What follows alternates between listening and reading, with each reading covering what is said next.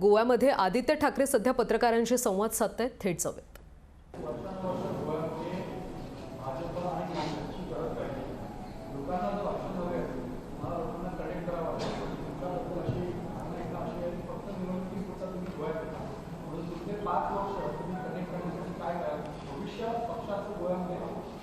ही धारणा अगदी योग्य आहे. मी त्यांना कोणालाही दोष देणार नाही. कारण झालं असं होतं, मागच्या काळामध्ये जेव्हा आमची भाजपसोबत युती होती तेव्हा हिंदू हृदय सम्राट बाळासाहेब ठाकरेंची जी भावना होती की जर मित्रपक्ष असेल तर मित्रता, ती मैत्री स्वच्छपणे आपण पुढे न्यायला पाहिजे आणि कुठेही आपल्या मित्राला धोका नको, कुठेही त्याची मतं तुटली नाही पाहिजेत, कुठेही त्यांचं वोट शेअर कमी नाही झालं पाहिजे. त्यांना मदत म्हणून आम्ही इतर राज्यांमध्ये लढायचो नाही.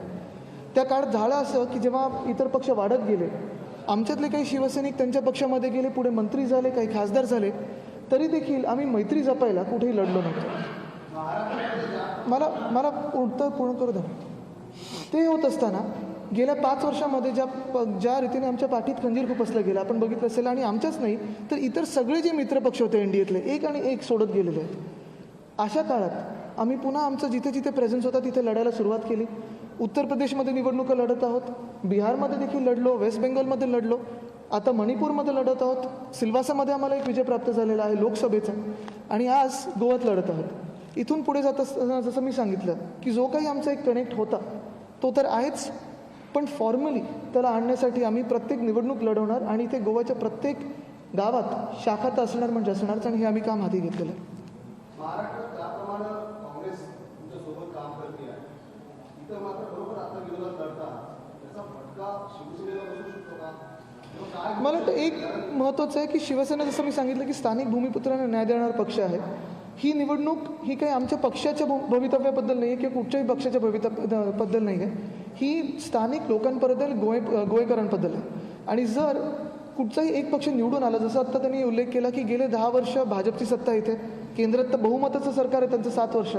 जर 7 वर्ष बहुमताचं सरकार असून आणि इथे 10 वर्ष सरकार असून इथे गोव्याचा विकास तसा शाश्वत विकास होऊ नाही शकला.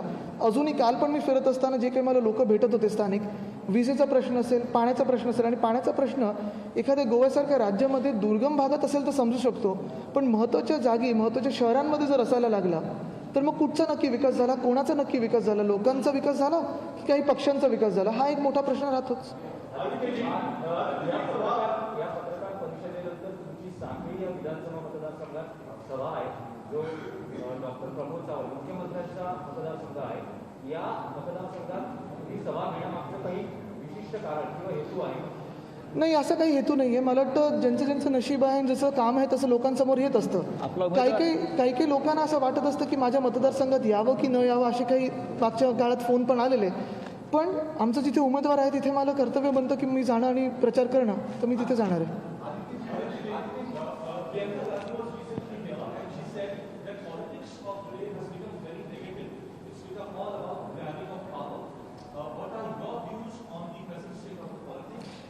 I think largely politics has become, because of one particular party's narrative, politics of divisiveness, politics of hate, and irrelevant issues to the election. Whenever there is an election that goes a little on the edge, irrelevant issues are brought up to that election. Of course, they're relevant to the society, they're relevant to the country, but not at that moment. The local issues are ignored, states' issues are ignored, and it's put on a different pitch. So, of course, I would put my views as this.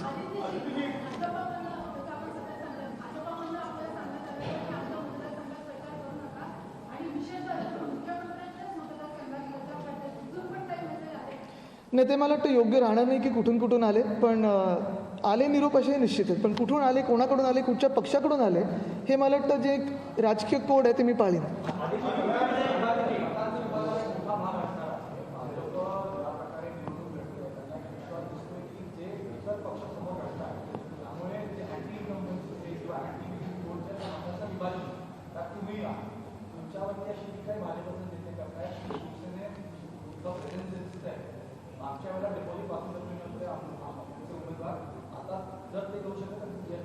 मला वाटतं ते एकच गोष्ट बोलक आहे त्याच्यात की जर ते अशी टीका करत असतील आमच्या पक्षावर, मतांचं विभाजन असेल किंवा डिपॉझिट जप्त, हे 2 भूमिकेत ते बोलत आहेत.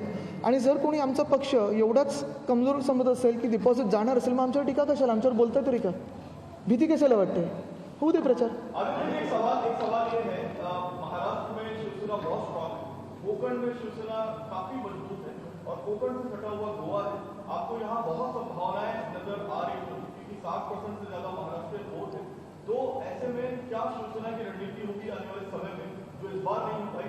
इस बार शिवसेना मजबूत है, लेकिन आने वाले समय में क्या और रणनीति बनानी चाहिए? बिल्कुल, रणनीति तो बनती रहती है, हर 5 साल की बनती रहती है, हर साल की बनती रहती है। हम यहाँ किसी स्पेसिफिक वोट के लिए नहीं आए, क्योंकि ये हमारी रणनीति ने कभी नहीं हुई कि ये कास्ट के लिए, ये रिलीजन के लिए, ये वोट के लिए।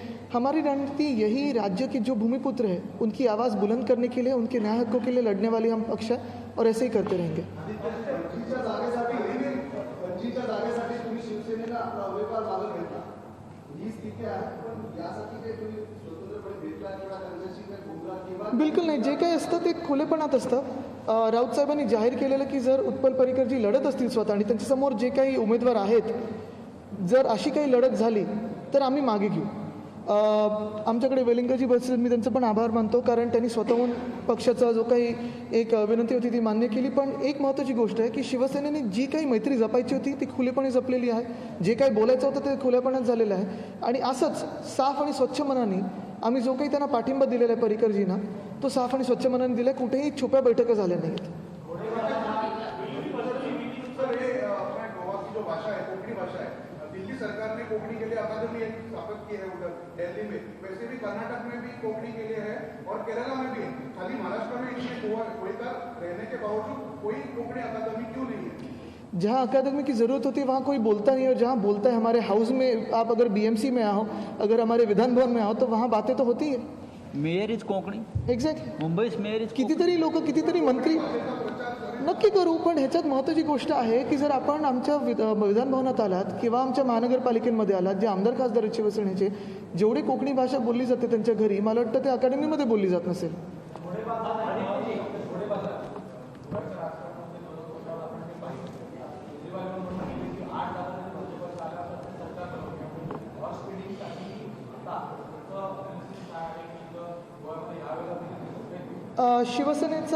शिवसेनेचे वाघ असतात आणि वाघांचा बाजार नसतो। सॉरी, एक मिनिट, त्यांचा मागासपासून हात आहे, मग आपल्याकडे तो दिनेशी।